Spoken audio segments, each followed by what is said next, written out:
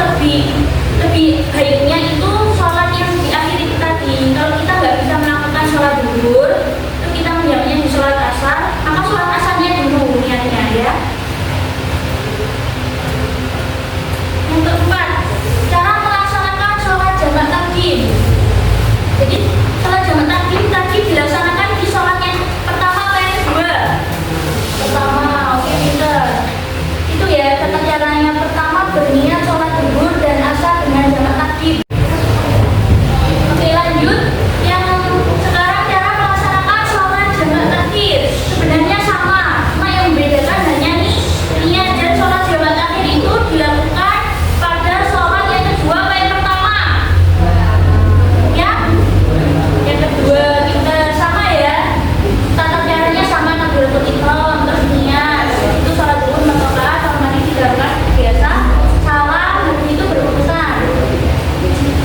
Nah, dalam menjamak sholat, baik sholat jamak takdim maupun sholat jamak takhir, di antara keduanya sholat tersebut tidak boleh disolat dengan zikir, karena sholat tersebut seakan-akan satu sholat atau satu waktu. Jadi kalian kalau melaksanakan sholat jamak, entah itu jamak takdim atau jamak takhir, tidak boleh zikir dulu atau berdoa dulu. Jadi langsung takbiratul ihram.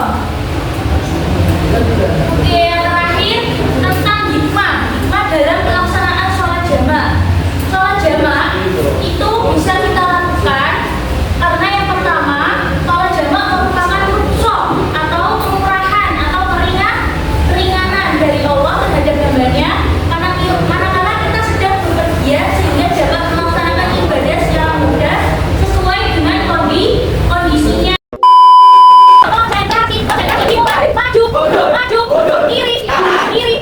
Kiri, kanan, mundur.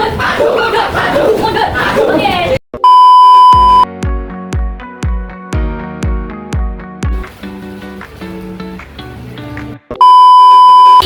Bisa kita ulang kembali ya. Mulainya apa tadi? Bahwasanya sholat jamak itu ada dua macam apa saja? Jamak takdim dan juga jamak takhir. Sholat jamak merupakan rukhsah atau keringanan yang diberikan oleh Allah. Sholat yang juga jamak ada berapa? Apa saja? Oke, pintar. Jadi teman-teman perlu diketahui bahwasanya sholat merupakan tiang agama yang dimana itu menjadi tanggung jawab kita semuanya. Jadi kalau kita sudah tahu tanggung jawab, maka sholat itu menjadi prioritas ya teman-teman, kewajiban yang harus dilakukan setiap hari. Karena apa? Sholat merupakan yang pertama, sholat merupakan rukun Islam yang